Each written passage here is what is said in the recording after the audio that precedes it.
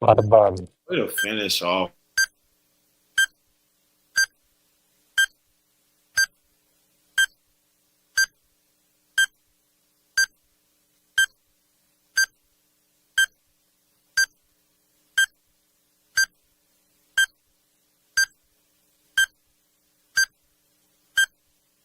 Kid with a French last name, Monceaux or something like that.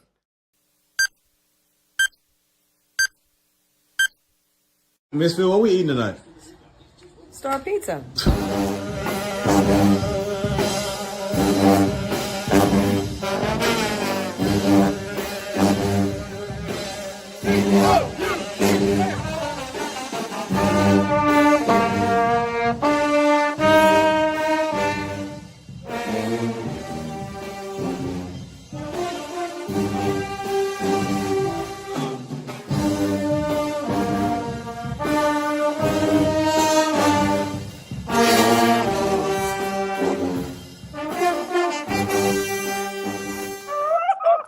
Oh, yeah. That's crazy. Let's talk about Star Pizza.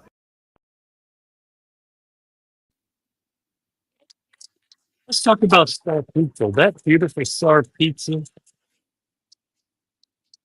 That would be really good right now, but it's 11:30 in Waco, Texas, and probably not going to happen. 10-0 on the road, 19-1 in the Big 12, 14-game road winning streak. I don't know what to say. I mean, what do you say? It is an ass whooping of a season like you've never seen before. Galen Robinson from beautiful Birmingham. What you got? By the way, Brad has been fired. He's out. He's gone. No more Brad. Brad. Done with him. Um, What you got, Galen? I knew it was gonna be one of those games that came down to the wire. You hear that foolishness? Yeah. Christ. But anyway, like I was just glad that we put out the win. I at no point was I worried that we were going to lose. I don't know if that's just us being spoiled, but I felt like when it came down to it, we were going to make enough plays in order for us to come out with the win. But LJ Cryer, man, that's a LL Pool J. That's a bad man. That is a bad man. And it got to the point. It's like y'all might want to stop booing this kid. Yeah. Just triple. And maybe, and here's the thought, and this is, I don't know basketball like you, but I would have defended him at some point. I would have said, you know what, that kid Mike can beat us. Yeah. We should defend him. I But just think it's crazy how I haven't won a national title. yeah. Brad has been unfired and is back with us. Sorry, I had driver issues. Are you playing golf? Not like Uber or anything like that. Okay. So I'm going to go and do the press conference because, you know, they just went 10-0 on the road for the first time in school history. They went 6-0 and 67-68, but 10-0 is quite a bit different. And it's all been since December 30th. 10 road wins, 9 home wins, 27-4 overall. I think you won the conference by 3 games. 3, yeah. Did Tech finish 16-4 or 15-5? I don't know. It doesn't matter. Yeah, it could be. What does it matter? Too high to count. I was told there'd be no. Yeah. All right. So Galen, Brad, y'all take it away, and I'll see you in a few minutes. Awesome, Galen. Welcome. Good to see you again, buddy. Yeah, man. Last one of the regular conference season. Last one of the regular old.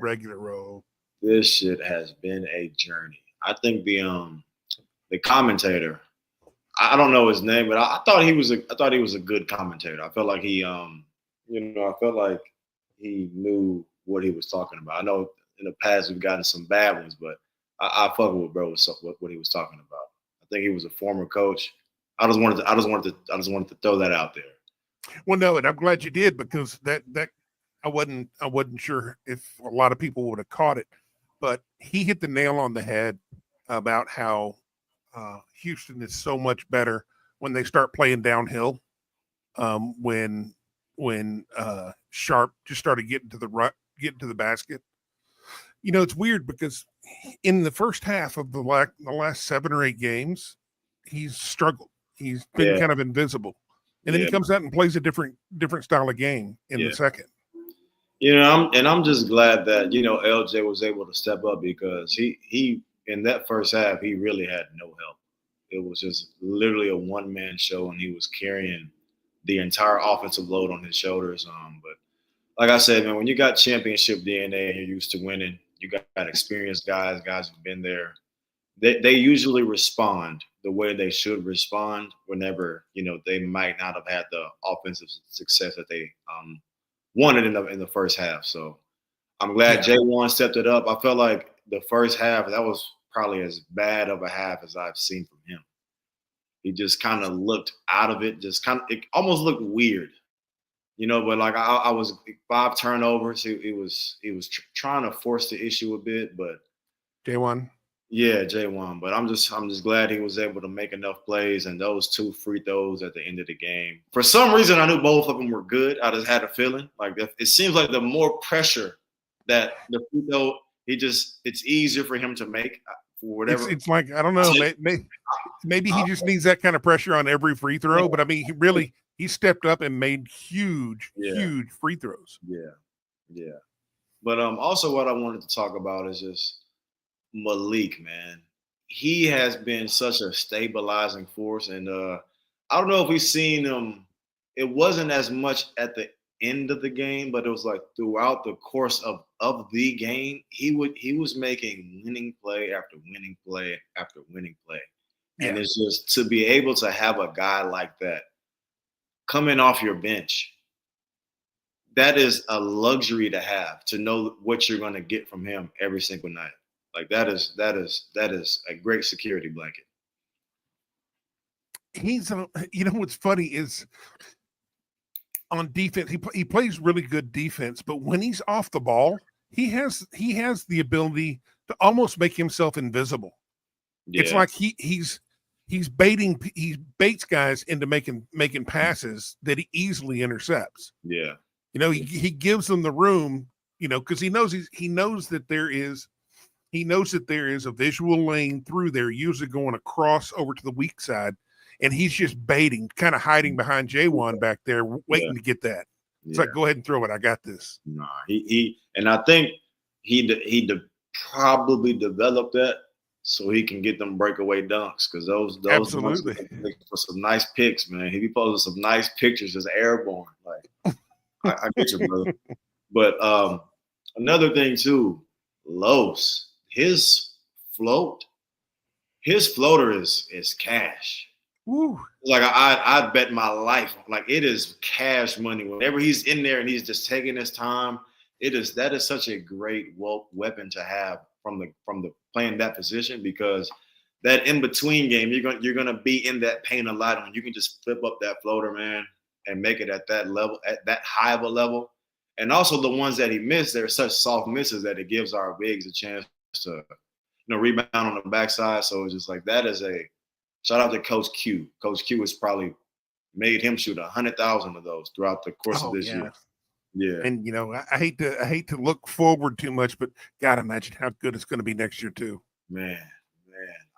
It's always during this time of year, we never appreciate what we got, man. And I feel like we always it's human nature to look at what's on the way, but it's just like, man, we have truly been spoiled. And I think the commentator said it best. He was like, first 7 games of the season, this same team was 4-3, and the reception, everybody was looking at us different.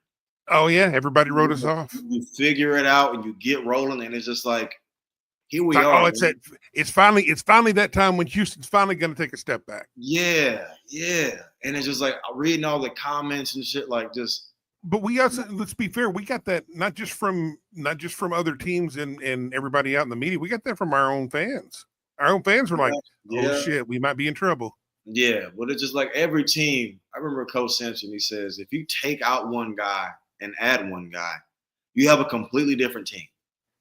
Your team is different, and it's just like a lot of times we become accustomed to winning at a high level that sometimes we the process, you look past it because we're so used to the final product. And it's just like a lot of times that process, I'll never forget. I think it was Jamal, might have been his sophomore or junior. I think whenever we lost to, was it Wisconsin? And it was a shot clock issue that he just lost track of time. And it's just like that moment needed to happen so he can learn, and he never made that mistake again. Well, and that mistake paid off. Exactly. And he was in the exact same situation against Wichita State later on in that season. Mm-hmm. That was the Jawan dunk at the buzzer. Yeah. And it's just like a lot of times, unfortunately, the biggest learning curves are going to come from defeat. And it's like, unfortunately, that's just the way it is. But obviously, you'd rather learn from a win, but it's just like you won't get that same punch in the gut. You know, you're gonna have to take a couple of L's in order for your team to win games like this down the line. And I think it was really good scheduling by coach, in that we played Auburn really, really, really early. We played the second game of the year. Now, previously, when we played big teams, like we played Texas Tech, I guess, early one year. We played UVA. Those games were later on in the season, after like seven to 11 games. But this was right off the bat. And if you roll it back even further, it was a dose of reality. It was a huge reality check after we played A&M in that exhibition game or whatever, and just beat the tar out of them. Mm-hmm. You know, everybody thought when we did that, it's like, oh shit, okay, we're back. We're gonna be look how good we did today versus what we did against them in the tournament last year. Yeah. And you know, we got matched up against some really tough teams early. And learn those lessons. But that's the thing, is that these teams constantly learn those lessons. And I mean, that's a huge testament to what the coaching staff does with this team every single year. Because it's never really been a full total like tear down, build up from scratch, but you lose usually a few key players. And I mean, I found myself saying this years ago, is that, okay, we might take a step back next year, but you know, if we only have 8 or 9 losses, you know, that's still gonna make us, you know, a 4 seed. Yeah. Like this year, we legitimately thought that we would lose maybe 5, 6 games. What did we end up with? 4? I mean, plus shit. 3 earning and then 1 in conference. Conference shit, lost 1 at the crib. I would have thought that our loss would come on the road if we were to lose in regards to conference play rather than losing at home. Man, but no, it's hats off to our guys, man. But one thing I want to highlight is, what do you think? Hold on 1 second. Butthead, thank you. Every house in the Big 12 is Cougs house. 10-0. Thank you very much for the super sticker or whatever it is. Absolutely, brother. But now go ahead. What do you think about a VJ Edgecombe?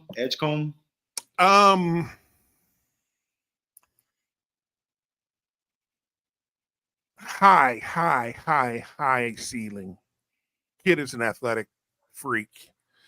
I'm sad that he's probably going to be an early pick, and it will be going pro, because he's a dude that I look at that could be like Allen Iverson, who was great as a freshman, but was magical as a sophomore.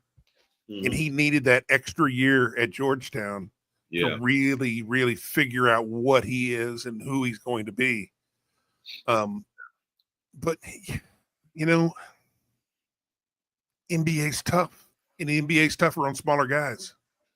I mean, he's about 6'5", so he got decent size. Yeah, he got decent size on him, but he looks. Maybe it's just because he's so slim. Yeah, he's real slim. But one thing I do feel like E-Man was kind of getting under her skin, and it made the kid make some dirty plays. Like it was a couple, like he was hitting E-Man in the face a lot, and it almost seemed intentional. But aside from that, when he decided to put his head down and attack the rim, he just looked different than everybody else in the court. It's like there's something. If you never watched basketball, you would be like, damn, this kid looks different than everybody else. I can't explain what it is, but he just is so dynamic, fast, strong, athletic. He damn near took off from the free throw line off too. I'm like, oh my goodness. And this kid is a freshman. And I think they said Baylor has had like a first round pick the last 5 years. Mm-hmm. It's just like, man, they do a great job recruiting. Oh yeah, they were getting some dudes. Oh yeah. They've been. It's crazy. They've usually been at the very top of getting stud players, and then doing a good job of developing them too. I mean, hats off to Baylor. I know everybody hates them, but from a program, other than their massive cheating, but that's college basketball. Why Baylor? Like, what's so good about Drew? Is it? But I'm saying is it Waco? Is it like what is? Well, there was also a time. There was also a time when what's his name, Jerome Tang, carried a very, very, very big briefcase. So they made it very attractive, and it was a lucrative decision at one point to go to Baylor, and then they started having success. And I know Houstonians think that there is no other city that anybody should ever enjoy, but as a college kid in Waco, it's a pretty nice place to be. It's not bad. Really? I think college towns are great. When I'm talking from a dude who really enjoyed his time in college towns, whether it be Lubbock or I spent a lot of time in Lubbock. I spent a lot of time in West Lafayette, Indiana, up at Purdue during the summer. College town's the bomb, especially when you got a little bit of cash. Yeah. And it turns out that Drew is a pretty freaking good coach. So, but I just have a hard time believing that granted, I know he's a good coach, but it's how they say how much better LJ got here. It's like, well, if he's as good as certain people say that he is, like, why would you assume that LJ would make this grand leap once he got to us? Well, I think LJ was very good at Baylor in a particular area. One thing that's never been in question is LJ could shoot the lights out. Yeah. That's never been a question. The question is he a complete player? Can he handle the ball enough to, maybe take some time at point? Can he play any defense at all? Well, now the answer after 2 years is absolutely. He can do all of that. Yeah. And so he turns into more of a complete player. And by becoming a more complete player, you bump up what your strengths were too. Because that's not going to slow down. Yeah. Man, I can't lie. When Terrence went down, and when Terrence went down. Oh yeah. And he grabbed that man. I was sitting on the couch. I got on the floor. I said, no. I'm sitting, no way. Like, man, I was so glad that he came back on the court, boy. I hope it's just something that is just sore. Because that shit had my heart dropping to my damn toenails. My goodness, that would have been when I saw him kind of pull up a little bit, I was like, grab the ankle, don't grab behind it. But when you get those little twists, it does hurt back there where your Achilles tendon is. Yeah. But it's like I don't want no pain by anywhere near his Achilles. I don't even want no pain. Have a sore shoulder or some shit, brother. No lower extremity injuries, man. I got a question for you, because I feel like I sound like an old dude. With my rants that we need people to get to the damn rim more often. Does it seem like when teams attack the basket, they're able to get there a lot more than in the past? Like when you just watch around college basketball. You said, repeat that. You said what? Never what? When teams are trying to get to the rim, Mm-hmm. they're able to do it more times than not because of lack of defense. Yeah. I think so, but Maybe it's because people overplay the 3-point on defense. Yeah, and it's like a lot of times what I've learned in college is guys help when they don't need to help. So you're kind of voluntarily putting yourself at a disadvantageous position. But I mean, for our team, I feel like we're better when we attack because we make the defense collapse. And it's just like what you don't realize is when you're in the paint, a shot is probably going to be heavily contested by the big, and that just frees up our bigs to go get uncontested putbacks. And if they get the rebound, you're kicking it out to LJ, you're kicking it out to E-Man for a wide open three.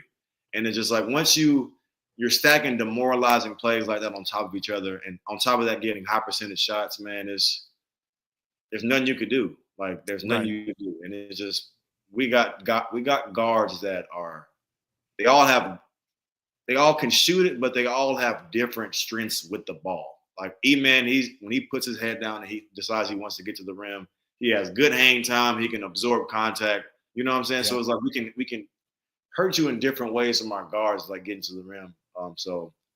But I think he can get to the rim, and I think LJ can get by his guy, but he can kills him from 8 feet. Yeah. E-Man either hit a floater or hit a nice little pop up. Yeah, E-Man, he's more of like a confrontational draw. Like he'll try to run through you. L gonna try to hit you with a snatch. Oops, excuse me. Like he gonna try to get around you. E-Man's like a small Barkley.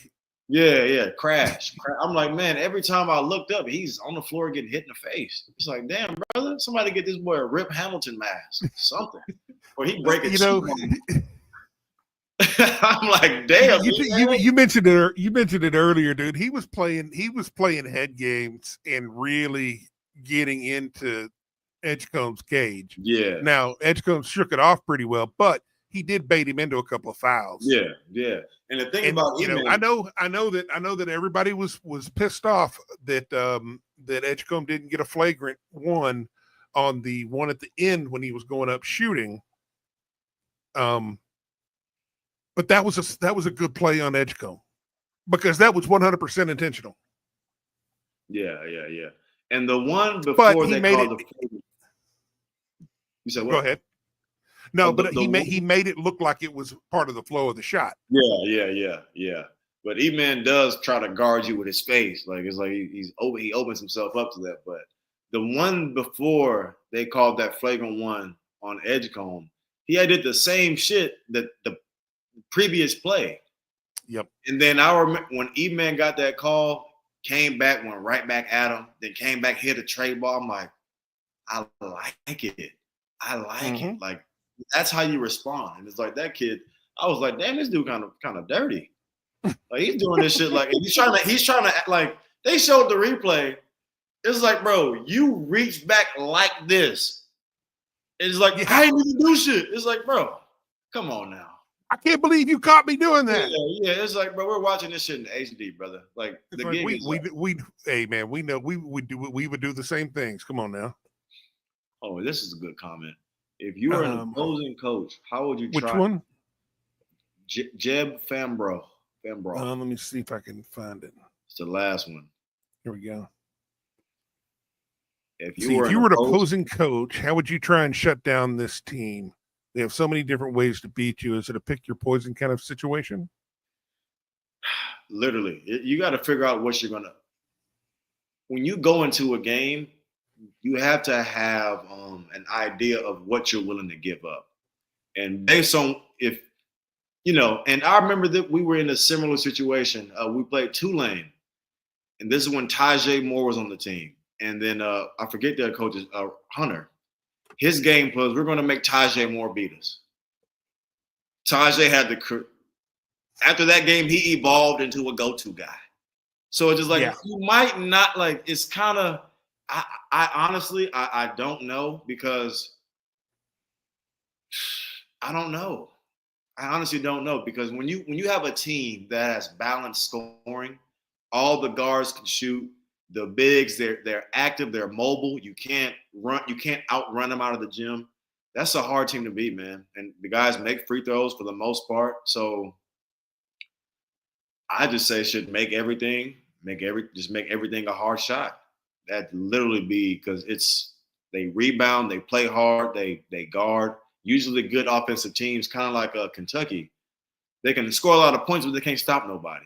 But when you can score and you can stop people, and if I was going to do it, I would do a light press, just maybe like a shadow press every time down the floor, just to slow you down, just to slow getting the ball down into the half court, and then I would pick up defense, extend out as much as possible, make everybody start out towards the logo.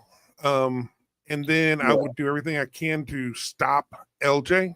I would look to double him every time possible, harass the hell out of him, because I think E-Man's going to stand around a lot, and just hope I can deal with that and look to fall back quick. So if once they get into the passing in the perimeter, then I'm going to play kind of in between, and I'm going to high side J1 and make you beat me on the backside. Man, I don't know. It might not. It's probably not going to win, but I think I got to do everything. I got to do everything to slow you down even more. Yeah. They're already slow. I got to make you take as many hurried shots near the end of the shot clock as possible, because you're going to hit a lot of them. Yeah.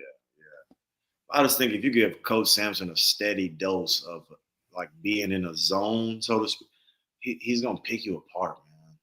Like, it's that. I don't know. Maybe I'm biased. It's kind of like I just feel like our team doesn't really have any big offensive flaws. Whereas, like, say, let's say not Louisville, St. John's, they're a poor shooting team. So it's like, okay, we're gonna force y'all to beat us from the outside. That would be a pretty obvious game plan, Right?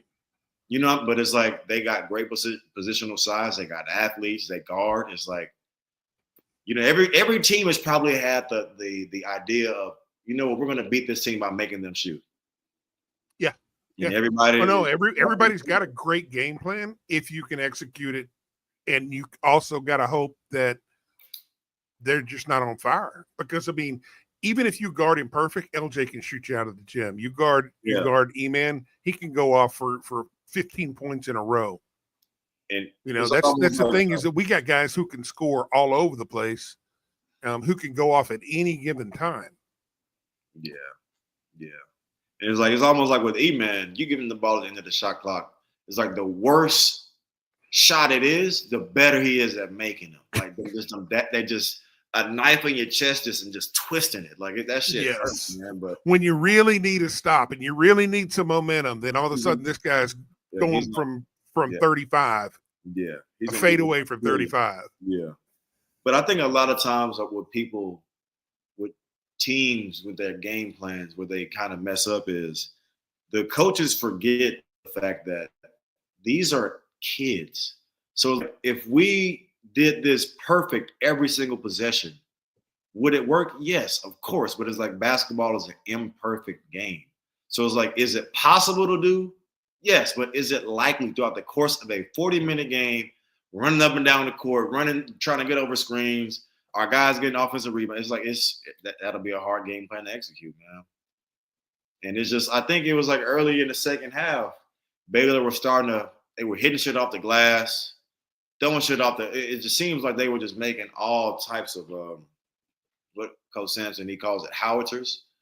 And it's like all the momentum is going their way. But it's like our guys, they've been there, and it's like they just chip away, man. It's like usually that may break a team. It was like when the team is that closely knit, that it's gonna take way more than that. It's just like I just knew we had to weather that storm, and then slowly but surely, play by play, we just chipped away. Look up, JBR hanging off the rim, and we up one. And it's just like once we got the lead, that was kind of all she wrote. Yeah. But man, what also, they had two guys that ended our March Madness runs in the previous 2 years. Roach and Ormier. I don't know why I don't like Chad. I don't like him for whatever reason. I don't like him playing for other teams. I would love him playing for us. You're right. You know what? You're right. Because he's one of those guys. Yeah. And honestly, I thought they really screwed up in the second half. I mean, I know Edgecombe is a damn good player. I thought he tried to go a little hero ball too much, because Ormier was posted up and open at least 5 or 6 times, and I'm like, "Ooh, thank God he didn't get it to him there." Because I mean, just like how we play, if you throw it to the post, we're going to collapse on it. And they were doing a decent job of getting the ball out, usually down in the corner. Yeah, they were. You can tell like what a team's game plan is against our monsters, because they were hunting that weak side. Like I think a kid flung it baseline, boom, swing, corner, wing three.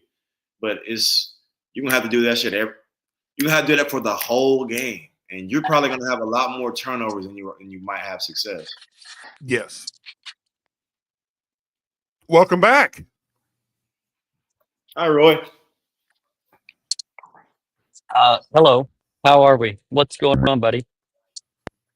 What have y'all talked about? Were you all pleased with how this went? I was. Oh, okay. You're not really worried about how they looked there in the first half, second half? We're good. Your mic is doing that growling, burping thing. All right, then I'll fix it and come back and join you. Sounds straight now. What did he say? He said, what? I lost my track of thought. What did he say? Who knows? Did you not like the struggling in the first half? Were you okay with what you saw? I mean, we were shitty, but I knew we'd figure it out, because Baylor was. You would have thought they were up 20, but it was a 3-point game, so it's I felt like that was a good position to be in, down 3 on the road, and you only had one guy that really had offensive success. No, you only had one guy. There's your guy again. Yeah. Is the sound any better, Brett? Nope. Okay. I'll come back in just a bit. All right. Another thing. We doing comments? No, what were you going to say? We'll do comments after that. One thing I wanted to say was Los. I felt like before he got that tech, I felt like that kind of got him out of rhythm. But I think he shot 13 or 14 shots. I like when he does that, because his shot attempts is a reflection of his aggression and his mindset. And regardless if he's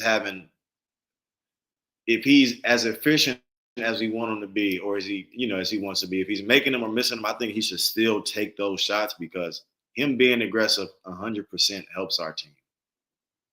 And it's just man, when he's aggressive, I don't feel like there's a lot. I don't feel like there's a team that could do anything with us if he's aggressive.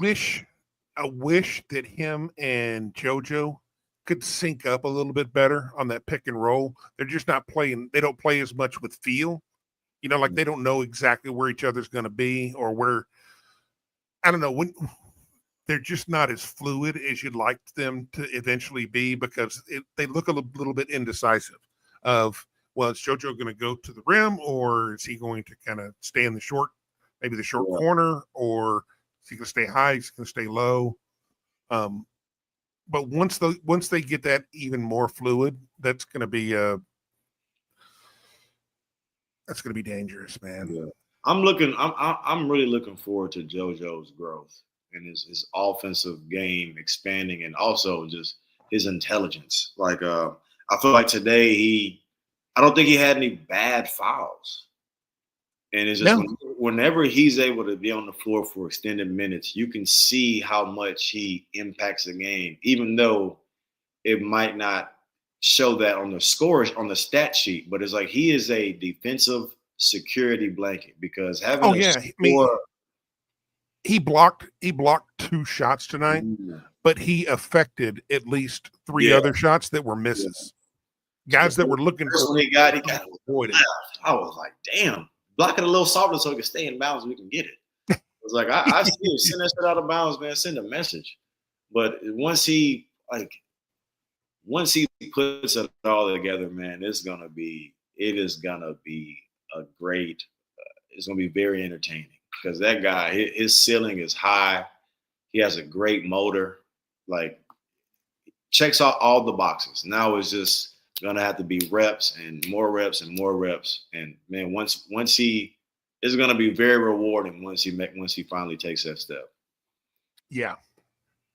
Let's go to some of the comments. So I can get caught up. Let's see. Hold on. Let's see here. Undefeated on the road for 13 months. Yeah, that's pretty damn impressive. Glad we saw some more press tonight. Thought we looked better in dealing with it too. I think we did too. It looks like they just got to get on the same page. Yeah, I don't think their press was. It looked like it had a lot of holes in it, because they just made a J cut and he is open. You know, like that was kind of weird. Historic season for this team. Let's keep it going. You know, that's the crazy thing. Thinking about, you know, we at the end of the last season, I know everybody was really dejected, not just one because of the fact that we thought we had a Final Four worthy team.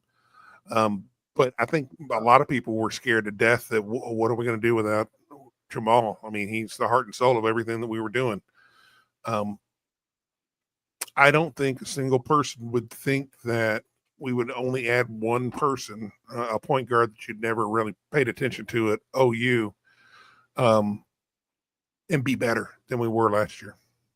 Yeah. Definitely.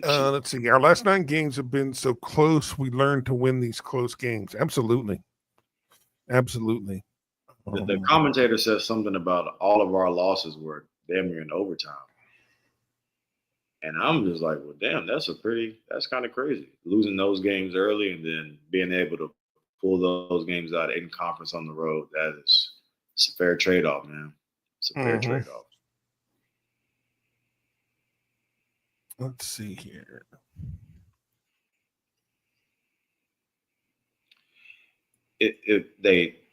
What do they do then, Big Jack? What Ryan is. You're muted, brother. Edgecombe has stupid bounce. Yes, he does. You know what? We got a kid named Kingston Fleming's coming in next year that's got hops just like that. Kingston is nasty. Nasty. You know what? Back to the tech, though. I hate when they call texts like that. It's like, bro, they're talking to me. That's the only reason I'm looking back saying something. It's like I never understood that. Like, I mean, unless you're doing a gesture or something or holding up. Yeah, like but it's like, bro, they just talk. Let the kids talk, bro. I think if you're on the floor and you're running past their bench and there's a ref right there, he's going to call it because he knows he's going to hear about it from a head coach. He's always going to call that. You just have to be smarter. Yeah. And at this point in the season, you definitely have to be smarter. Back to the press. They pressed. U of H has been working on the press offense quite a bit in the last few days. That was a major focus for them going into this one. Kelvin even mentioned it in the postgame that they had been working on it, and they thought it was pretty good tonight. The only time it wasn't was when they fouled LJ 7 times underneath this basket over here and didn't call it. But I think it was pretty good otherwise. We have a little bit of video from Kelvin from the post game. The acoustics in their media room are kind of wonky and really dumb. But he was asked about going 10-0 on the road and what that means to him. And this picks up right with his answer. Unbelievable. You're not supposed to do that. And you got to have a little luck along the way. You know, we were down 1 at Central Florida, and J1, we executed, what did we run? The triple. We executed triple perfectly, but our kids had prepared for that moment. Kansas, guys just smiled on us, but we were just never stopped. You know, this team, you go on the road, you're never going to look good. You know, it's like teams that come to our gym, you know. But there's a winning DNA that this program has had for a long time that all the new players have to buy into, and it can't be 1 foot in and 1 foot out. You really surrender to this crazy culture that we have.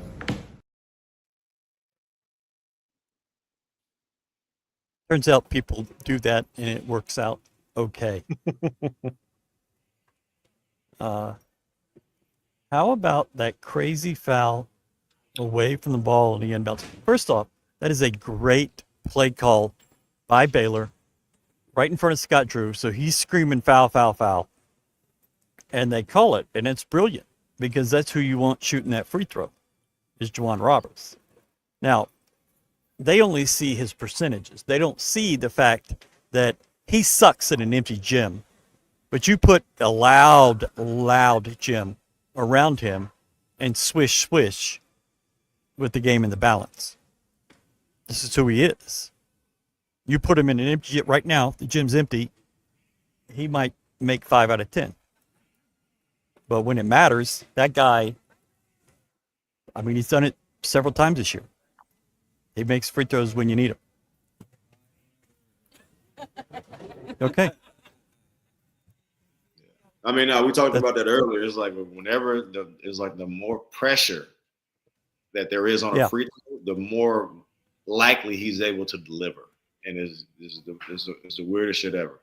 But I'll take it. So after last season, they instituted a policy that about 5 or 6 players had to start making 150 free throws every practice.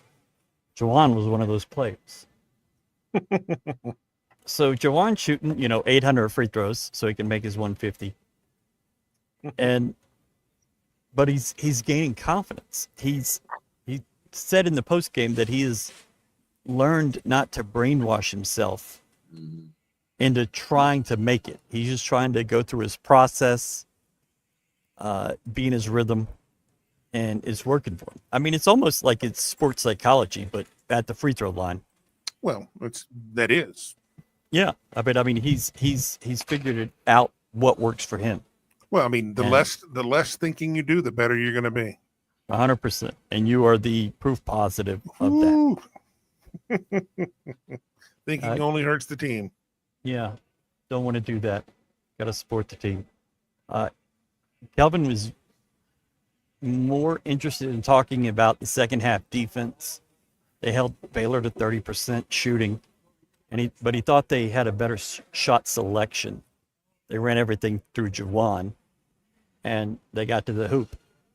And it turns out when you don't depend on three-pointers, you get to the hoop, and you get to the free throw line, you win basketball games on the road.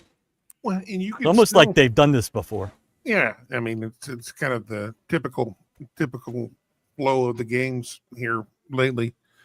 But you can still get as many shots from 3 by driving the basket as you do from just standing around the 3-point line waiting for somebody to be open.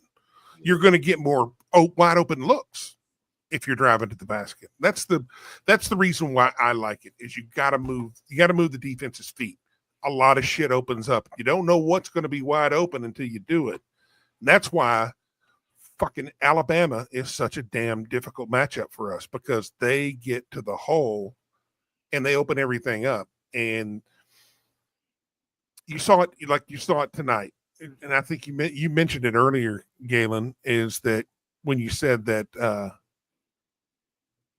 you don't need two guys chasing. You don't need to help on every play. Yeah, exactly. Like there was one specific one where they got the ball to the corner, and we had Milos and LJ both collapsing on the corner, and they kicked it up to the wing for a wide open three that they made to get back into the ball game. Yeah, I think they cut it to 4 at that point. Yeah, and I think the announcer, he said something about like they had a couple of bad possessions, and he was just like, "Look at what Baylor's doing. They're just making one pass, shooting.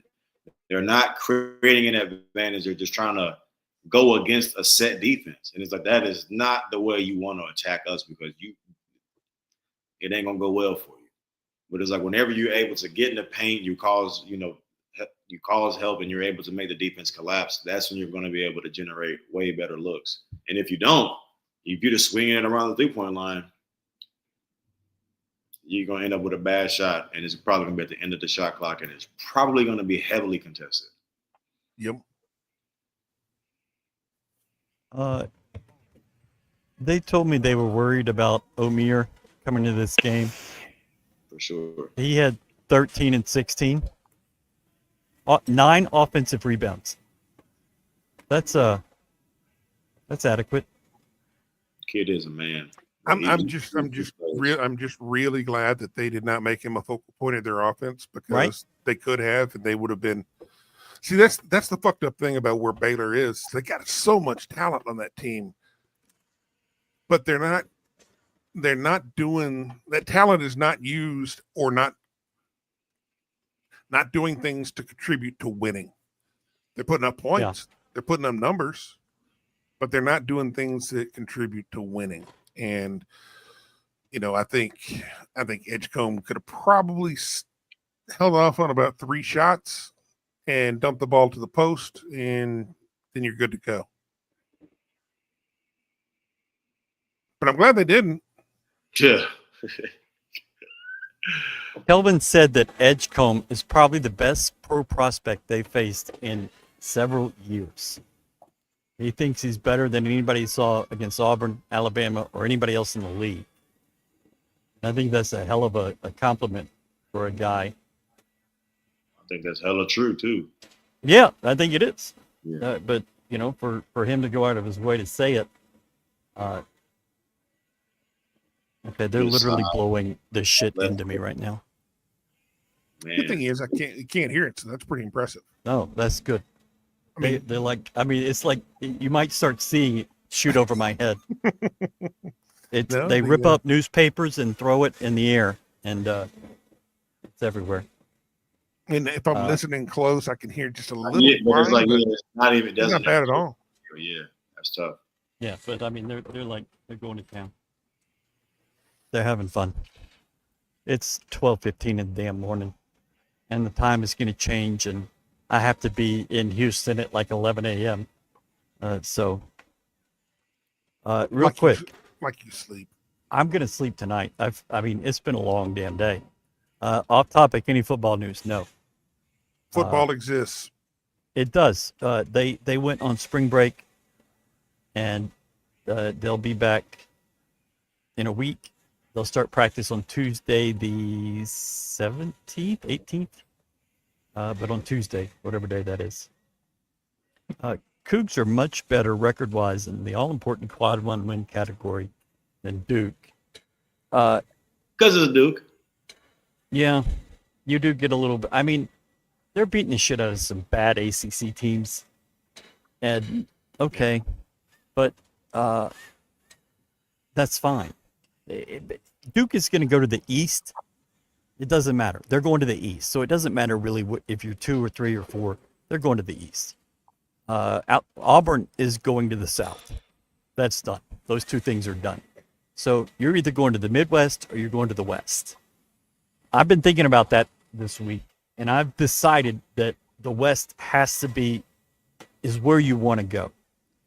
You don't want to go play a high-ranked 2 seed in the Midwest, potentially in Indianapolis.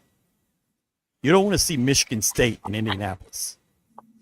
You don't want to see a pesky Illinois team in Indianapolis. You probably don't want to see Purdue in Indianapolis. You go out west, and there's definitely not Purdue. That's a home game for them. Yeah, but it's a home game for Michigan State too. They will absolutely dominate that crowd. But you go out west, and who are you dealing with? I mean, BYU and Arizona are the best teams west of Texas Tech.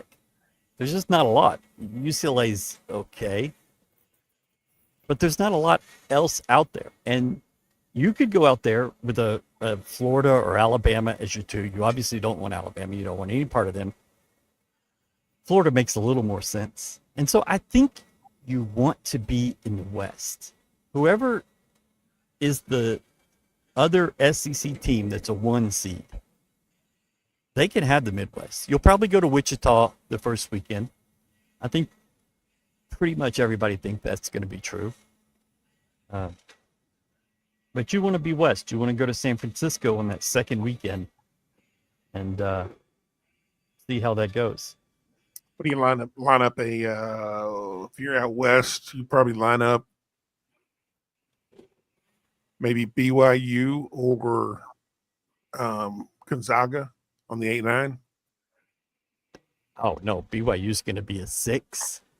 If they play well in Kansas City, they could jump to a 5. BYU's gonna beat somebody.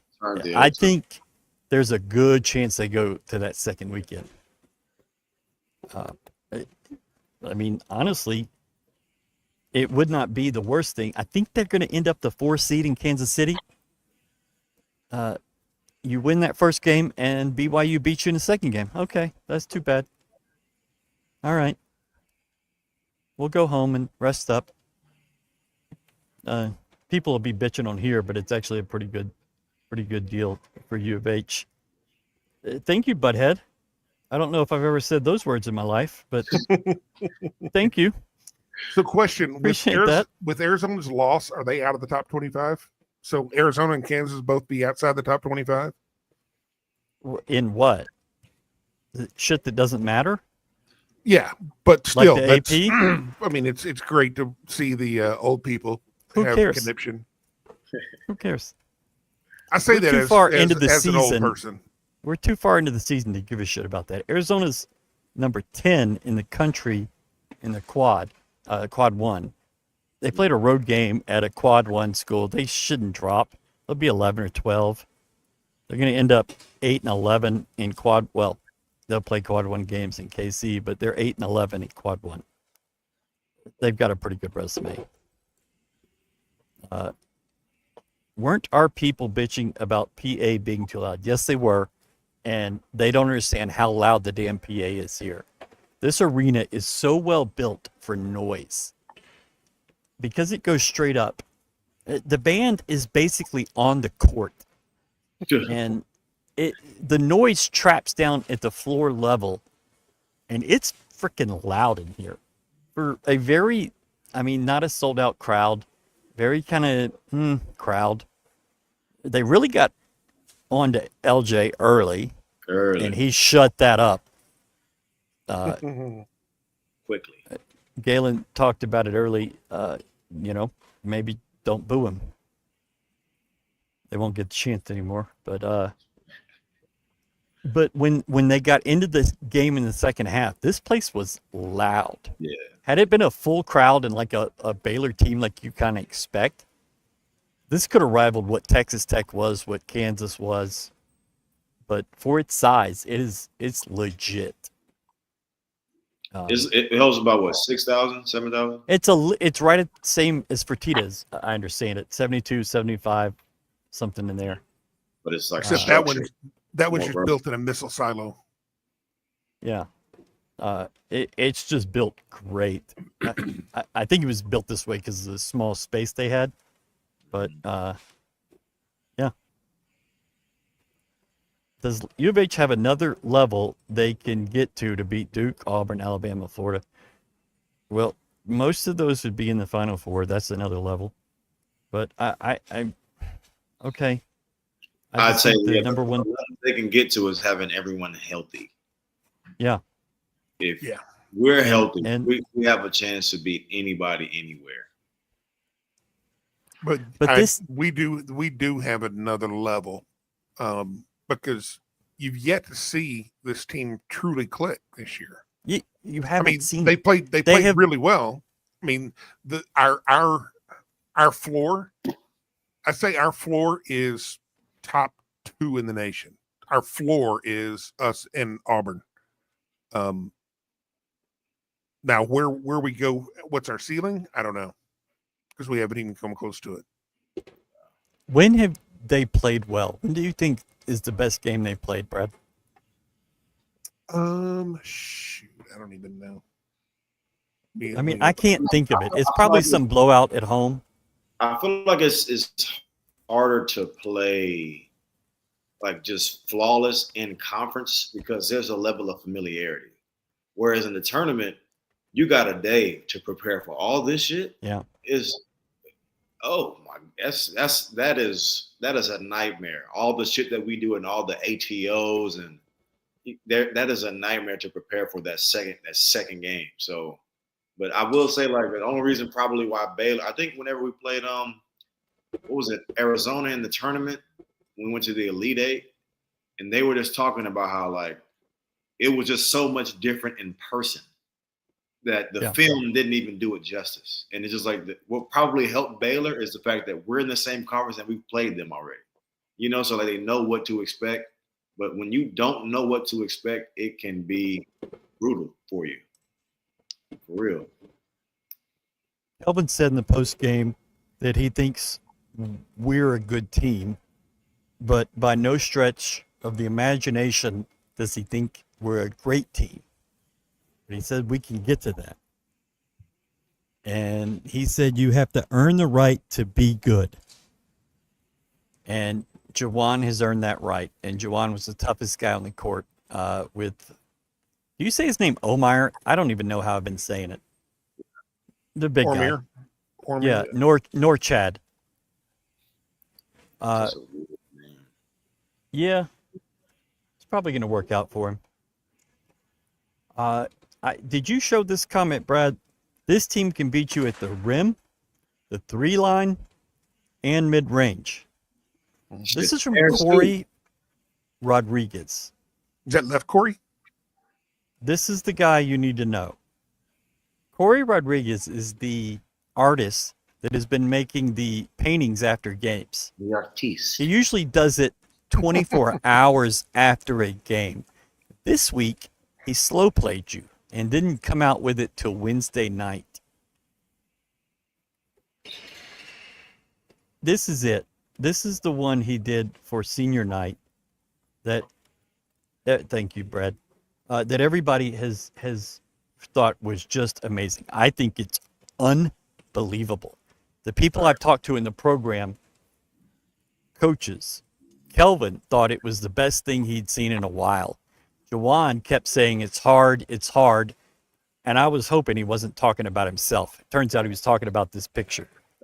Other people in the program have said it should be a coffee table book. Like all of them, and somebody else, another coach said we should get them all in one so we can make a big poster of them after the season. So what we did was obviously thought Corey has just done an amazing job. We asked him, can we get that file, that image, have it blown up, and go get Kelvin and Jawan to sign it? And Corey was like, yeah, of course. And so we did that Thursday. And Kelvin signed them, Jawan signed them, and we've got several copies of this that we're going to give away over the next few days, today and then in the Big 12 tournament. These are great. They're 16 by 20, so they're big. They're good size. And we're going to do that. Brad is in charge of that. And I believe the way it's going to happen is comments. Is that how it was, Brad? Yeah. Hold on. Let me try this. Okay, so he didn't even do anything. What do you have? What text do you want? What we're gonna have to do is have everybody type in a hashtag and whatever. It has to be a hashtag? That's what it said. Okay. Hashtag Cougs. That's it. COOGS. So if you type in hashtag Cougs, and we'll say in the next 10 minutes, we'll then come back and go through all those and pick a winner. Because, I mean, I'm going to tell you, these are awesome. I'm keeping one for myself, and I never, ever, like, I don't care about memorabilia. It doesn't mean anything to me. But this is so cool and so well done and so next level. I've never seen anywhere else. Like, I've never seen an artist do something like this. And this is just a guy with a real job who has done it in his spare time. And we appreciate Corey so much. And this is about him. It's not about us. And we got Corey a signed copy. We got one for Star Pizza. Star Pizza. Star Pizza. Good Star people. Pizza. Better. And we'll leave that. Yeah, we're going to wait for 10 minutes. We've gotten 25 comments since we started talking about this. I don't know how you did that, but there you go. So you see, we're making it so everybody can see what's going on, and then when we get to it, we're just gonna hit the draw button. But okay, let's just keep it going. Kelvin is now 25-1 against Baylor. One loss being in the Final Four. We haven't played them that many times. No, not yet. Going back to his OU days, never lost to him in Waco. Never lost to him in Norman. Never lost to him in Houston. It's pretty good.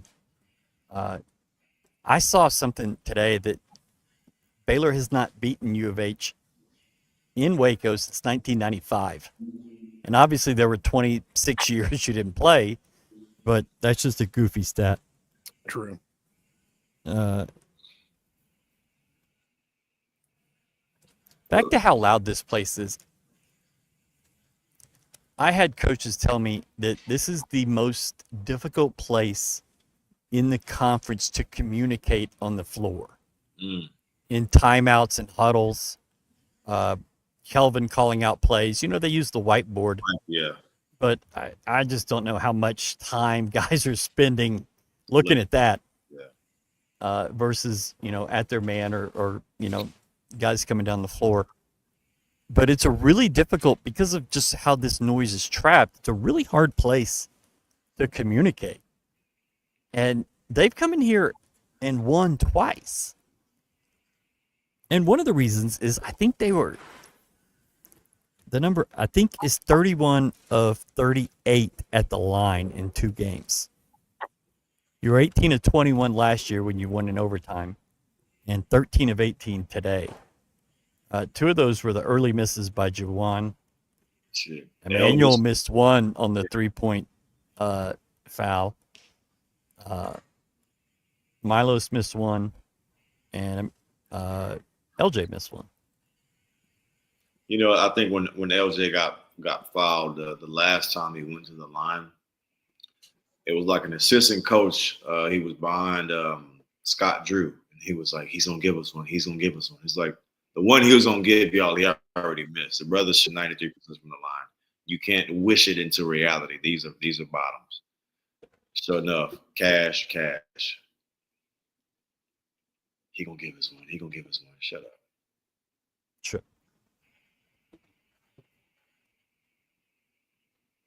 Okay. There are some other comments that that are not part of the. Ryan. Yes, Mother. I can't believe you're awake, by the way. I didn't even see the name. Yeah, it's my birthday, and it's my 46th birthday, which is Happy birthday, Very- Ryan! shut the Happy fuck up. I don't birthday. care about that. Ah, Oh man, But yeah. I forgot to give you leave you a voicemail. Yeah, you haven't done that in a while. Take me to jail. Yeah. So I have to be at my mother's house in like 20 minutes for lunch. So we'll see how that goes. that's tough, man. Keyshawn is now the number 5 ranked player in the country. And he is, I mean, he's locked in at Houston. 5-star, big time recruit. You still have to keep him another 9 months. Yeah, 9 months. I mean, it's one you think that everybody gets worried with every new offer. Maybe he comes here, maybe he doesn't, but he's committed for right now, and he's showing out to all our games. He's acting like he wants to be here. Maybe at some point the money just gets just too wild for him to not get or not take, but that's just the way life is. I'm just happy we got him. It shows the caliber of the recruiting staff and the ability to identify a guy that early and get on him before he blows up into being the 5-star and being I think with the number 2 quarterback in the country right now. Maybe. At the Kansas game Monday, Willie had him. So Willie was sitting in the second seat, and he had Keyshawn on the aisle so that fans would be like, oh. So he was showing the love. But every time anything happened, like Willie gave him a big hug, and it was kind of funny. He knows how big a deal that would be. I mean, he coached Michael Bishop in junior college, and yeah. I mean, that was a pretty damn big deal. This would be bigger. And, you know what Michael Bishop did in his career at Kansas State. I do. Latest on Ramon, you will not see him in the NCAAs. He is taking a red shirt. They're trying to do a medical red shirt. You're not going to see him. So there you go. You are ineligible to win. So that ain't gonna happen. Now we're competing against Ryan's mom for the art. Yeah, that would be. And the winner is Linda Monceaux. Woo! That would not be great. Happy birthday, Ryan. These Tex shows, cats, see it, have made the season much more enjoyable. Thank you. Appreciate that. We've had a lot of fun doing it. And, these are the highlights of my week. I enjoy this. That's the most sad thing I've ever heard in my entire life. I get to come on here and talk ball. Hey, Yeah, well, don't get no better than that. Ethical, especially Absolutely. when Galen makes everything better because I get to talk ball with people who know what they're talking about, also Ryan. and I get to say things to Ryan. Yeah, you can say whatever you want. Happy birthday, Roy. We're only going to show ones that call me Roy. Roy Ryan makes me feel old. I met him during the Helton years. Red Cat, you had a lot darker hair. I also had a lot darker hair. and longer in the back. Shut up, Brad. I hope Ramon gets another year. He's a culture warrior. That's why they want him here. What did that they one. say anything about Terrence? No, he came back and played. But it's like I don't feel like he played that much. So with it, like, is it? I did not hear anything. He ended up playing 11 minutes. Malik played 14. It feels like he played a lot more than 14. He had an impactful 14. Yeah. So in the first half, this is how stupid the plus minus number is. In the first half, he was -5. And I thought he was making a big impact. Yeah, but And when you got to take that he with the finished +4, he was +5 at some point. And I mean, that's a big change. But yeah, I want that guy on the floor for me. Guys like him and JoJo, Terrence. I'm going to tell you who looked tougher today than I've ever noticed is Emmanuel Sharp. Yeah. Emmanuel took some elbows. great. He maybe flopped a little bit. Maybe. But he played hard. Trying to wrestle balls away from guys, taking elbows. He spent as much time on the floor as he did upright for a large part of that game. And then he started going to the rack. And that's when his night, I mean, he had been, I believe it was 14 of 54 since he came back from injury following the Colorado game, which is terrible. But in that second half, he did some things from the floor. He was 3 of 4 from the floor, and then made the 4 free throws. He had 4 rebounds in that second half. I feel like that's what helped him settle in. With the free throws, you saw a few go through the hoop, and it's just once he sees any type of offensive success, he has the ability to go on a heater. So To multiply it, yeah. Yeah. But he's so strong that whenever he puts his head down and he decides he wants to attack the rim, he has the body to be able to absorb contact and to be able to finish through contact. So I'm glad he's added that, that dimension to his game. And next year it should be even better because he might. Yep. Right now he's more of a straight line driver, and next year you probably be able to drive, change, like get to the rim. So, but yeah, he's very versatile, man. And his growth on defense, like the fact that It's incredible. You could feel comfortable with him on a kid like Edgecombe, like that says a lot about him. And also his aggressiveness on the boards. Yeah, that's not easy to do. I mean, I vividly remember the very first game last year. I think he had 0 rebounds, and Yes. he got shredded for it. We made fun of him. Got called out. Here. Yep. He was his defense was nowhere near up to snuff. And then all of a sudden he evolved. Yeah. He learned to get in front of the ball instead of reaching. And thank you, Galen, Towns, and Roy, for a truly incredible experience with cats. Thank you, Larry. Thank you. I appreciate that. I sat with Malik's family. They were a hoot.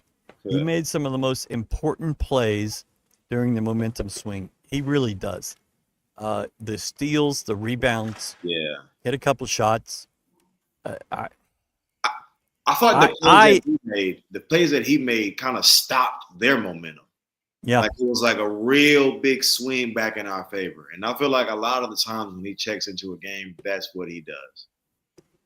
Last year you felt that was JoJo, who was that crazy energy guy that was coming off the bench and like, holy shit, where did this guy come from? And that's Malik this year. Yeah. And I'm so happy for him.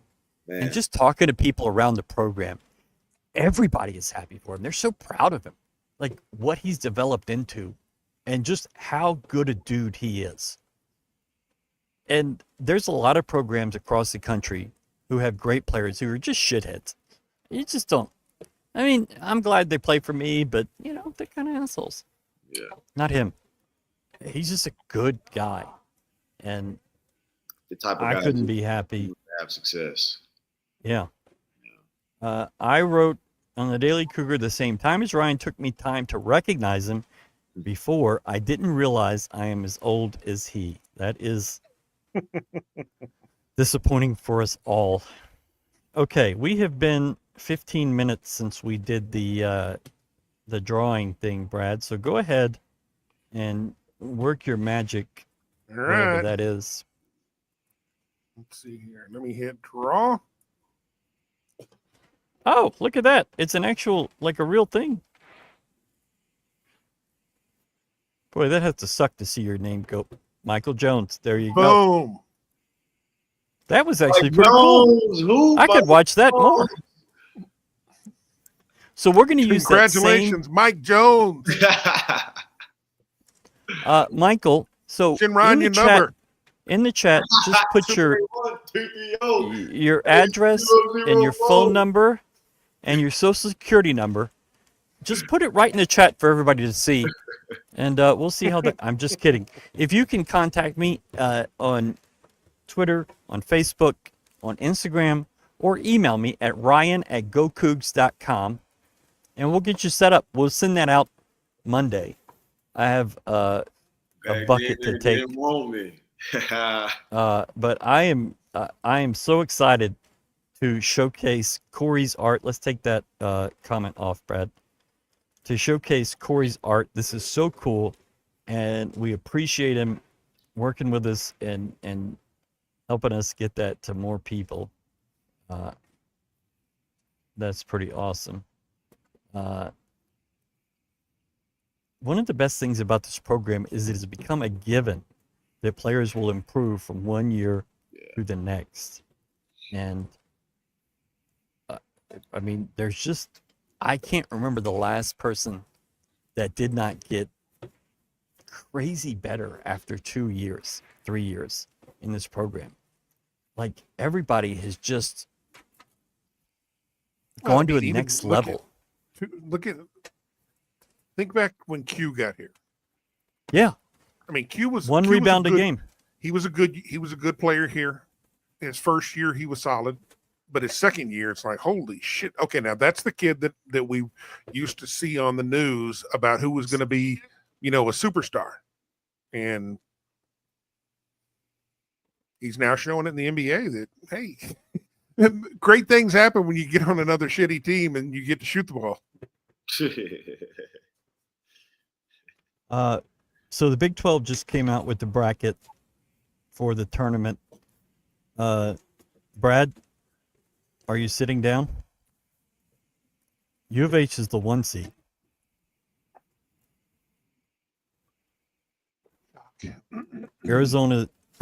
Tech is the 2, Arizona is the 3, BYU is the 4. In U of H's little part of the bracket, it'll be Colorado and TCU in that first game. The winner of that game will play West Virginia, and the winner of that game will play Houston in the first game. Iowa State is the 5, so they'll potentially play BYU in that second game. Kansas is the 6. I'm sure they've never been the 6 in a conference tournament. Baylor's the 7. West Virginia is the 8. West Virginia has gotten a lot better. The fact that they're the 8 seed, I think they've got 19 wins. I think that they're a projected 10 seed in the tournament. That's wild. Yeah. You thought West Virginia, I mean, as bad as they were last year, new coach, new situation. Yeah. You didn't think they were great when you played them? They ended up 10-10 in the conference, 19-12. It's not bad. They probably could have had a couple more W's if DeVries wasn't hurt. Yeah, but I mean, everybody can say that. Shit happens. Yeah. U of H ended up 10-0 on the road. Texas Tech was 8-2 on the road, and I think 3 other teams were 6-5 on the road. That's the whole game, the whole conference. Gotta have balls like this play in this league, and we're the only ones with them. Tempered and tested in the AAC. The Brad. Yes, sir. Fuck 'em, we ball. Exactly. The Brad. Oh, not the Brad.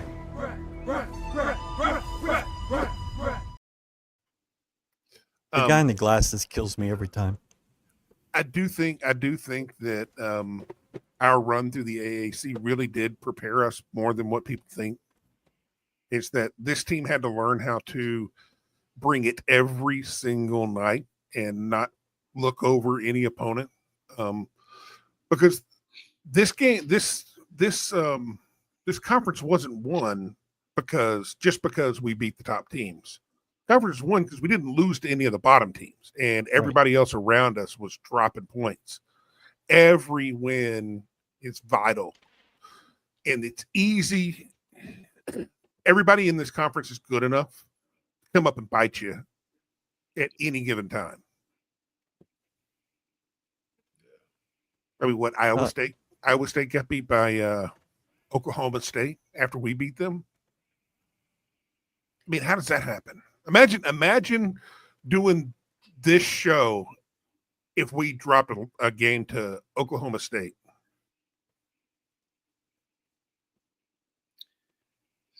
That doesn't sound fun. It's going to be an interesting comment section.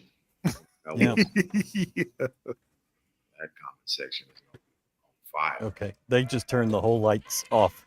Fuck you, Roy. Yeah. Happy birthday, bitch.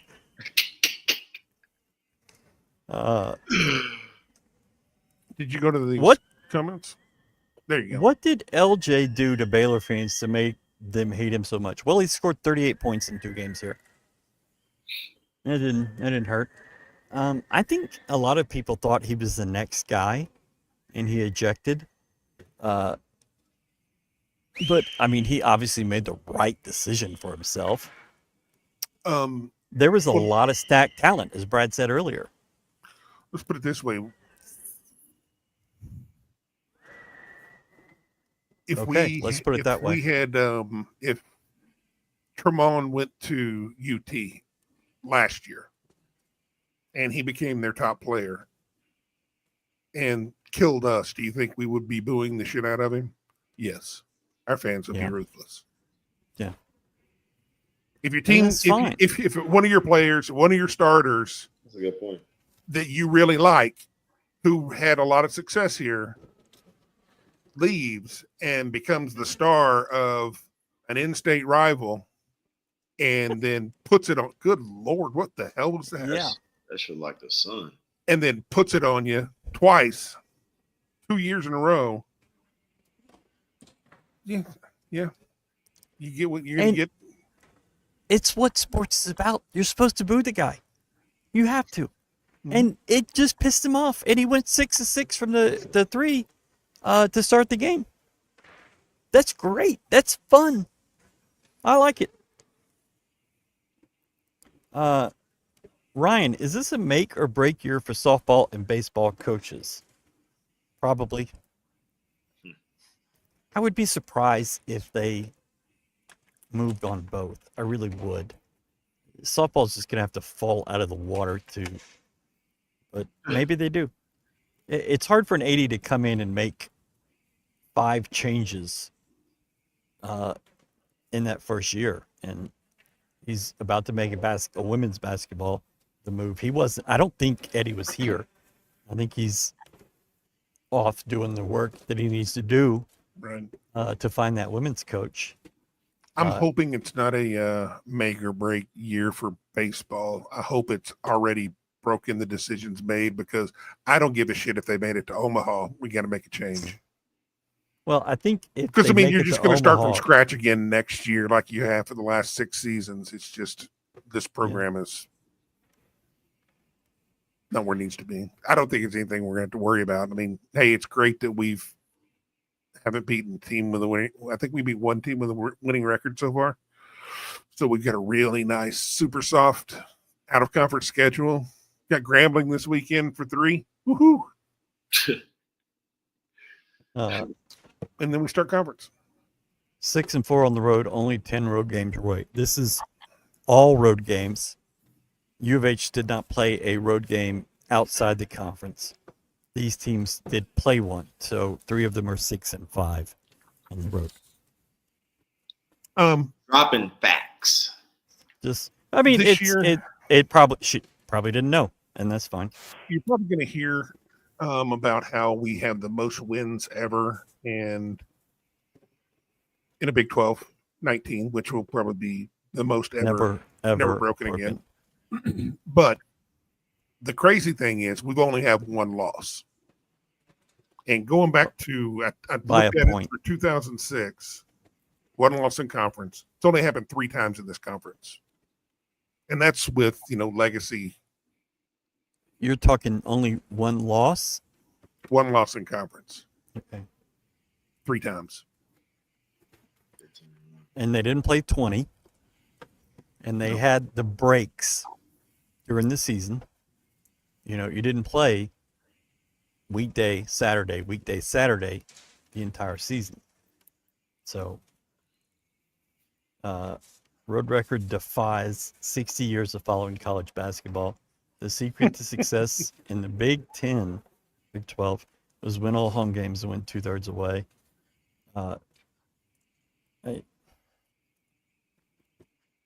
I am certain, obviously it's happened. Teams have gone undefeated, not since 76 with IU, I believe. But 10-0 in this conference is nuts. I mean, you went from Orlando to Salt Lake City. Or, no, you didn't play in Salt Lake. I'm sorry. Boulder. And, I mean, that's just, it doesn't happen. And what you did this year, you'll be talking about for years. Yes. For years. Definitely appreciate the AAC more than I don't know about all that. Well, I just think it helped prepare them mentally for not letting up. Yeah. It's easy to overlook somebody. I mean, you do it once. I mean, you overlook somebody, you get beat by ECU, shit like that. Yeah. You overlook somebody, you get beat by Temple. And those losses hurt. And those are truly embarrassing. Like even when you do go on the road to, like, say Oklahoma State or God forbid Colorado, and you drop one there, it hurts. It's a little bit embarrassing, but it's not ECU, one of the worst teams in the country, embarrassing. It's like getting your candy stole by some Fired their child. coach a couple weeks later, I think. But those are the things that's the type of mentality that you have to have, and they had to live and die by that, and they also learned to play with a target on their back. Yeah. We're gonna. My lady knows that after every game, I gotta be locked into this show. Got you, keep it, brother. Hi, lady. You boys got to be locked into this show. Thank you. Appreciate it. Okay. Oh yeah, that ain't a couch. That's a yeah. love seat. I told Brad before the show started, while the game was going on, there's no way we're doing no 2-hour damn show tonight. I'm tired. I've been up since 4. It ain't working, and then we're at 90 minutes. The getting better is a core principle of the U of H program. Didn't you hear Kelvin's response to how good this team is? Always work to get better. There you go. Oh, this is interesting. Your thoughts. This team started as a blank on a scale of 1 to 10. Now they are a blank. Brad. This team started as a 7 on a scale of 1 to 10. They're now a 9. I was gonna say 6. Yeah. Yeah. At the lowest I would one, I thought they were at 6. Yeah, I think after Vegas, there were some questions. I mean, you didn't know, were these guys really locked into this, or are they kind of just going to float? Yeah. And they answered that every San Diego State question. That San Diego State game had me really concerned. I wasn't worried at all about lost to Auburn earlier and lost to Alabama. to Alabama, but the way they no-showed against San Diego, I'm like, that I see some problems. Yeah, I went back and actually watched that game this week because I wasn't focused on it at the time because I was in Provo for the football game. That was not great basketball. And I think I mean, it's rough to say, but I think you're probably a 5 at that point. Like, the season could have gone either way.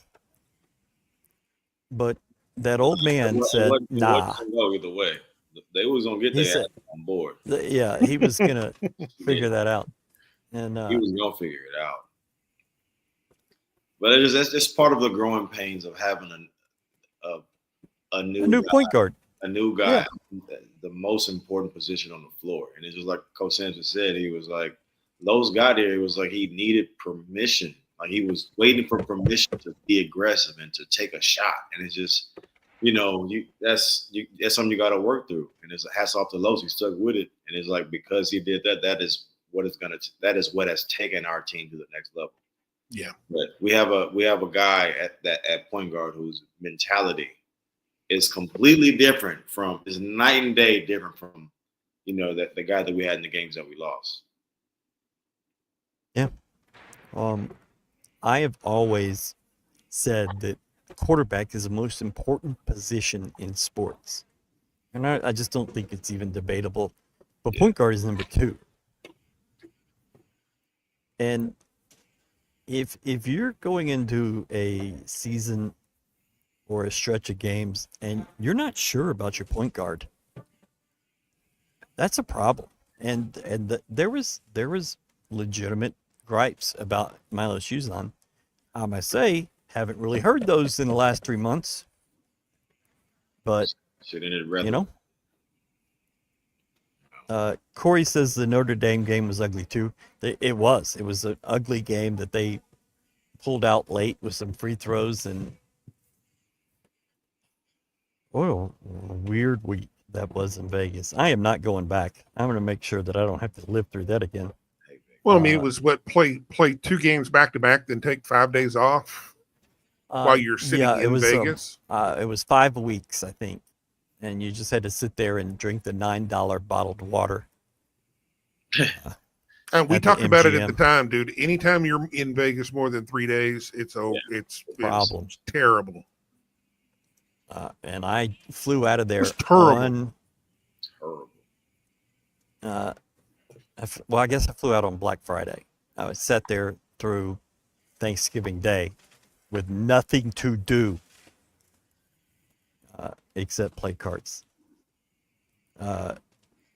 LJ Cryer, first team, all Big 12. I think that was sealed. Yeah. But, I mean, it's just a lot of guards, and I get that. And, I mean, I read so many fucking things today about Hunter Dickinson Player of the Year in the Big 12, and I'm like, they went 11-9 in the conference. Yeah, I mean, obviously, you can't give that award to that. It should never be Player of the Year. It should be MVP. What do you do to make the team win? Because I don't give a shit about your fucking slow ass points that you get, racking up 12 rebounds while throwing the ball away 8 times. Nobody gives a shit. And your fucking middle of the pack team that costs Brad.towns@gmail.com. Brad is not a fan of Mr. Dickinson and his body. Shit, no. He's a productive player that does not help you win at all. Slow Cracker recognizes Slow Cracker. Yes. Yeah, I can see that though. JT Toppin. I can see. No, I think JT Toppin's the Player of the Year. Yeah. And that's fine. He should start. They finished in second place. Maybe. But I don't think LJ can be the Player of the Year in the conference. I don't know if he's that, but he's first team. I think Jawan should be first team, but it's not. We're going to have trouble in those kinds of awards just because none of our guys really put up monster stats. Right. And that's all It's hard it to do is. that in the system. And you'll take A winning team. big championship trophies Absolutely. over little bitty award trophies. Doesn't come with a banner. Does it really matter? Well, you only get banners here for Final Fours. So, you know. Yeah, when you begin a new year, new season, is it a continuation of the prior year or more like starting from scratch? It's a mixture of both, because the one thing that doesn't change or shouldn't change is your culture. But what does change is the guys who are a part of it at any given time. So you would have to, like this year's team and last year's team. Jamal's a 4-year guy. Los is his first year. Coach Sampson can coach those two guys different, which means he could coach the team different. So it's like it is a continuation, but in a sense, it's like starting from scratch, because you have to adjust to your personnel, and your personnel changes from year to year. Okay. Last thing I want to talk about is, so we have 2 forums, message boards that we own. One of them is Coug Fans, and it's a general open message board. So anybody can post there. All you have to do is put your email address in, whatever. And during games, it gets a little unwieldy. People freak the fuck out. We're terrible. We suck. Where did the team go that won all these games? We're horrible. There's a lot of, somebody sent to me, unwarranted panic. You were down 7, and people were acting like the season was over. Yeah. Chill down. Just relax. It'll be fine. And You've the funny, already won but the the funny ring. thing is that that's not unique to us. Like I'll watch. Oh, I'll yeah, look yeah, at yeah. other, No, 100%. I look at game threads on Reddit. Whether it doesn't matter what sport and it doesn't matter what level. I've seen it in the NBA, baseball, basketball, hell, Premier League soccer, same shit. Except that's probably worse. They're ready to Yeah, probably. kill each other. Murder you, yeah. But when I see that, I'm like, do these people actually enjoy the game at all? Yeah. I mean, how can that be fun? And at some point, you've lived through this enough games, enough seasons, that you know that there's an ebb and flow. And it's going to look bad at sometimes. And it's going to look pretty good. And, I mean, fuck, you've looked pretty good for a long time. Maybe trust the old guy that he'll figure it out. And guess what he did? They went from 7 down to 9 up. Up 10. Yeah, 10. It was right. It was 58-48. Okay. They And figured that it out. turned quick. And if it did not happen, you finish 18-2 and win the conference. Okay. All right. But it did. And so you're 19-1, 10-0 on the road, 27-4 overall, 1 seed, hopefully in the Midwest, or excuse me, in the West. Yeah. And you didn't play your best game. You probably didn't play one of your 10 best games. It wasn't as bad as what Kansas looked like, but this was on the road. It's okay. It's not always going to look great. This is, for whatever you want to call it, it's an in-state rivalry. And you can't, their record's worse, U of H's record is better. It doesn't matter. You're playing in a great environment. Great environment. And you saw it last year. I mean, you had a great team last year. And you came out, I think you led 16-0 at one point. And you had to go to overtime to win it. And you had the Big 12 Player of the Year, the first team consensus All-American, the Defensive Player of the Year. And you still went to overtime. It's okay. It happens. You lost one game in the conference. You lost one game in the conference since February 3rd of last year. Okay, cool. I mean, it just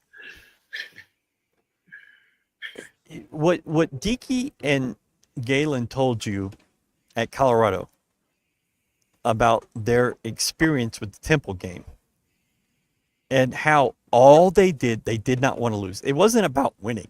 It was about not losing and having to go through that practice the next day. That's fear, and that's good fear.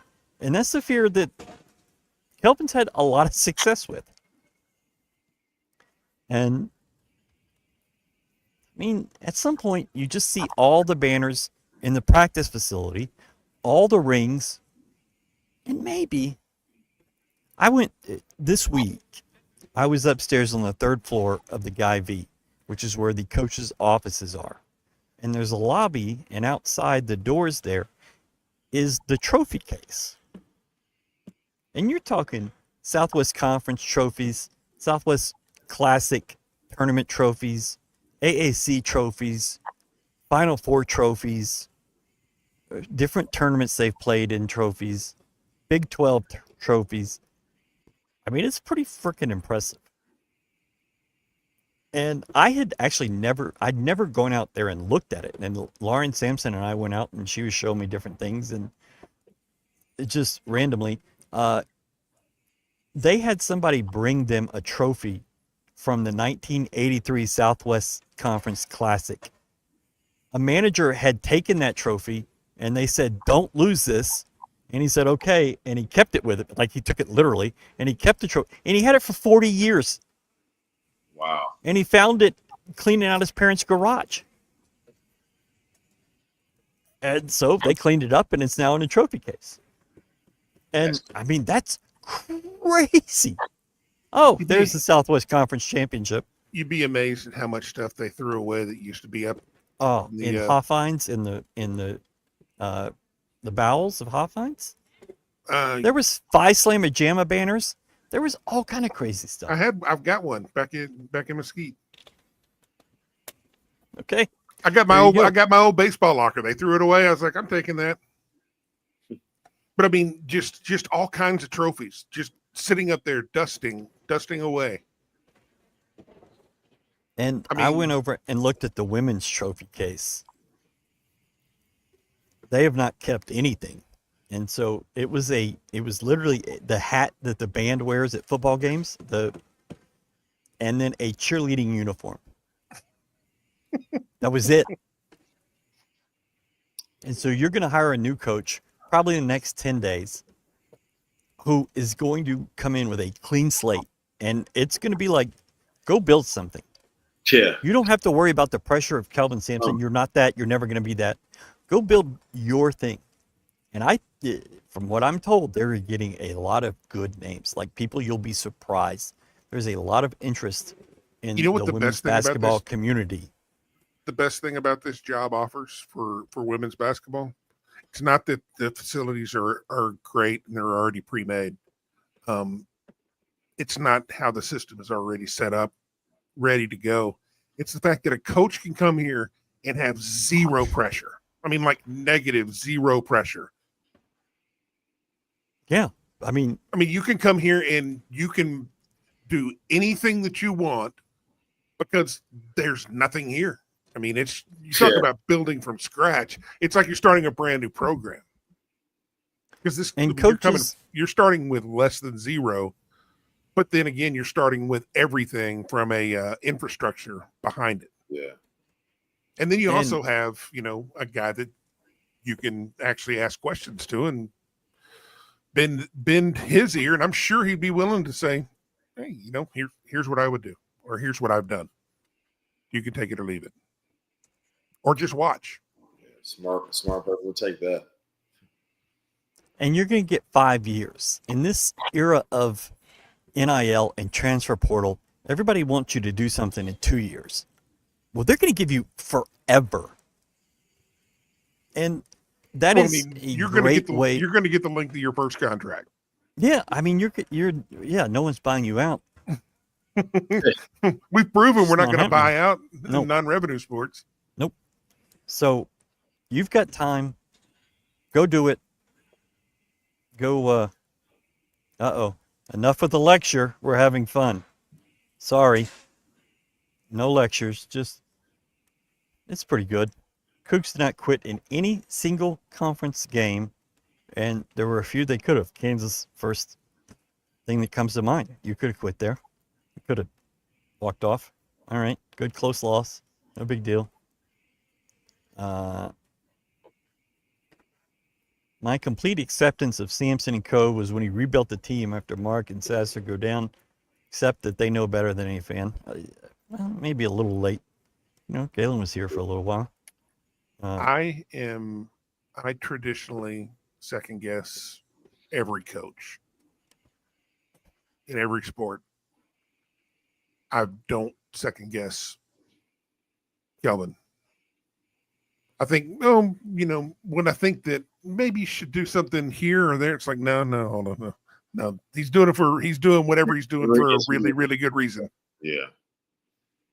And we can talk about it.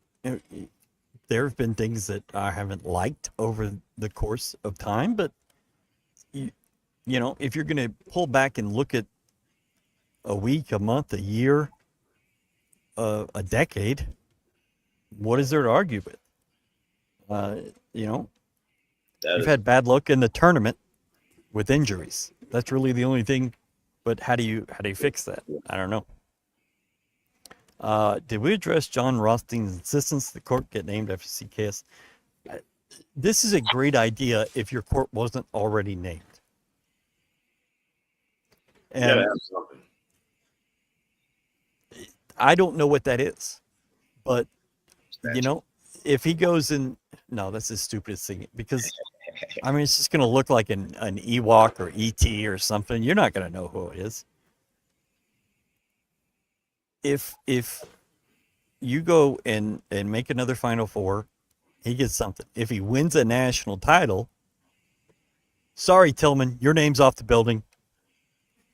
It's just Kelvin. Kelvin Stadium. Yeah. So there you go. I mean, you're going to take care of that guy. That guy is going to be remembered for forever because he took absolutely nothing and made something really, really good out of it. Saw someone say that we're 30 or 10 points from being 31-0. Yeah. But I don't. It just doesn't. Who cares? You had to lose some of those games to win some of these other games, and I think that's a trade-off Kelvin understands and accepts. Like they said on the broadcast, when they were talking about a lot of people had written us off early, said they did lose. They were 4-3 or whatever it was. But in each one of those games, U of H had a 10-point lead in each one of them. Yeah. In the second half. We just didn't know who was going to be our closer. A Joe Curl-like coach, great man, loved by fans. Expectations are low. You won 5 games this season, 1 in the Big 12. 1. Galen, are you in consideration for that job? Have you put your name? Man. No? Okay. All right. Fuck around with Mike. Is being 19-1 more impressive than being 15-3 in the SEC? Well, you don't get your dick sucked quite as much at 19-1 in the Big 12, but maybe. I mean, I think winning 19 games is better than winning 15. But everybody has an opinion. Who cares? We're about to find out. Yeah. I mean, here's the thing. I think Auburn's a better team. Auburn deserves to be number 1. They deserve everything that they're going to get. Their Q1 record is 15-3. That is insanity. They are far and away the best team. They won the regular season. Yeah. their resume is phenomenal. Not only Unbelievable. Not only are they 15 and 4 in Q1, 15 and 3 right now. Their strength of schedule is like in the top 5. Yeah.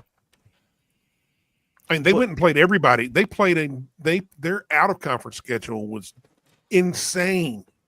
Insane what they played. You play 31 games in a regular season. They have 15 quad 1 wins. That's half the schedule is Q1 wins. Not to mention that there might have been people who fell out of being a quad 1. Yeah, it might be different tomorrow. I mean, they played here, basically, and pretty much a home game against U of H. They played Iowa State. They played Memphis. Played Duke, and then they had Purdue. Yeah. What's the purpose of the conference tournament? Money. That's it. They played some dudes. Here's some of the problems with Kelvin. The ass chewing of reporters, the one-on-one play reliance at times. I can't speak to the second part. I'm a huge fan of the first part. As someone who has taken some of those ass chewings. Earned. Hey, I don't think so, buddy. You can call it earned, but I think I have. You deserved every one of them. Well, here's the thing: is that I've gotten smarter about it. I've taken my coaching and have decided that I'm going to just be better than that. Exactly. And so you're not going to do that to me anymore, buddy, pal. Not going to give you the opportunity to. No, and you just have to be smart about it. And the thing about Kelvin is he doesn't hold a grudge. And Galen will tell you, he burned your ass, and then 5 seconds later, it's like, all right, let's go win the game. And that's just how he is with us, is that he jumps your ass, and then he finishes, and he's like, all right, we good? We fine? Then it's fine. I don't know how you could, I don't care. It's just part of the deal. And I would much rather deal with him than somebody that is a genuine fucking asshole all the time. And he's not. He's great. Like when we brought those posters in, the prints in to sign the other day, he was like, who did this? This is on the internet? This is pretty cool. This is great. And it was like, he signed all the ones we asked him to. He's just a good guy. But sometimes you choose your ass. That's life. Fine. Yeah. Be better. Yep. And I'm working on it. All right, let's end this. It's 1:22 in the morning. It's going to be, I guess it's 2:22 if you really think about it. Mom, I'm going to be late for lunch. Is it national championship or bust? I hate that thought. Yeah, that's dumb. Because not dumb. Bust is Big 12 champion, 19-1, 10-0 on the road, 1 seat. I mean, that's a pretty good bust. Yeah. But I understand why fans think this way. I don't think it's wrong, but I think it's unrealistic. Because if this is the case, then you win the national title and it's like, whew, we didn't bust. Yeah. Okay. We're not on that level yet. Well, I don't think anybody's on that level. You play 31 regular season games, 3 or 4 in the conference tournament, and 6 in the tournament. 350 teams start there. And you're the one, I mean, Duke and Kansas and Auburn and Alabama recruit the shit past you. Now, next year that changes, but they 5 years ago, 6 years ago, they were not signing up for Emmanuel Sharp and Juwan Roberts and Malik Wilson. They just weren't. I will say that I believe right now and going forward, since the start of the portal and then going forward with even with NIL, it's harder to win a national championship. I think there's more there's more really good teams. There's not as many runaway elite. Yeah. These are the top 3, and then everybody else is just getting left in the dust. Everybody is there's a lot more really good teams. There's more depth of talent spread out all over the country. And I think there's some teams that are mediocre who can be phenomenal on any given day. I mean, BYU could go to the Elite 8, or they could get blown out by 30 in the first round. Maybe.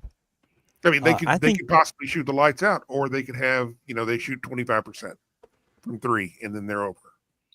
I think there are 4 really, really, like that. really good teams, and 5 to 25 are kind of all the same. All teams that could go to the Elite 8. All teams that could lose on the first weekend. Matchups matter. Locations matter. Like Tennessee and Alabama are 5 and 6.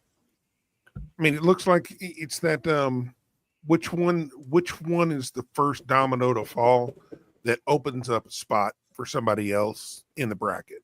So how early do the 1s drop? How early does a 2 drop?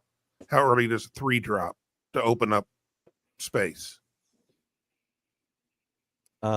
Galen, is there a team you guys want to avoid until the Final Four? Personally, I don't think so. Okay. Brad, you think Alabama and Auburn? Our games. I like my chances better against Auburn. I just don't. I've never. I mean, I keep saying it year in, year out. I don't like the matchup with Nate Oates' Alabama. Yeah, you've said that. Mine is SIU Edwardsville. I don't want to see them. They're the Cougars. There's too many Cougars going to be in this tournament. I don't want to see them. Also, I don't.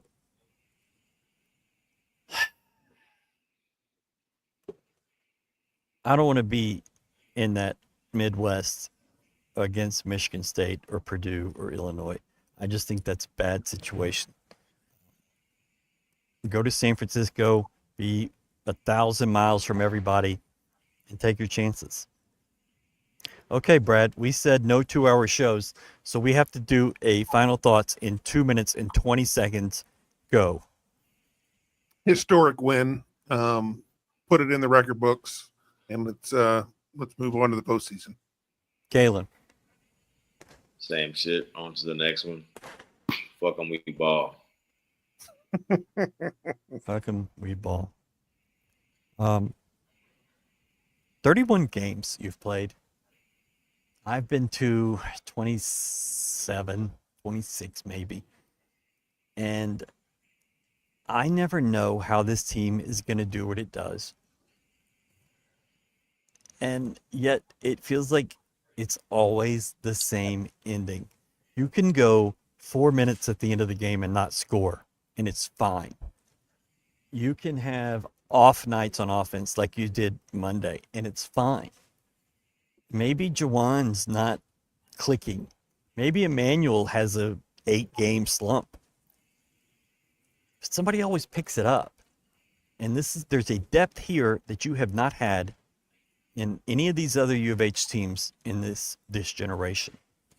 The golden years, as Brad says. It's always a chance with this team because you always have a guy who it's his turn. And I think there is a beauty to that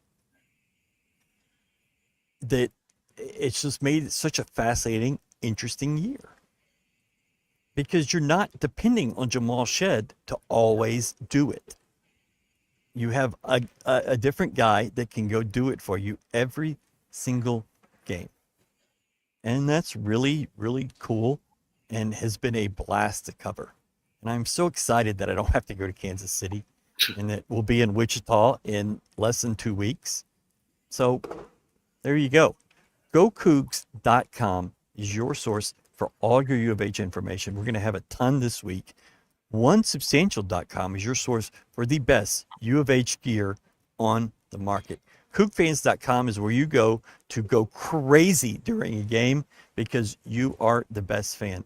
Thank you so much to all of you for watching. Corey Rodriguez for doing our art, and GoCoogs.com.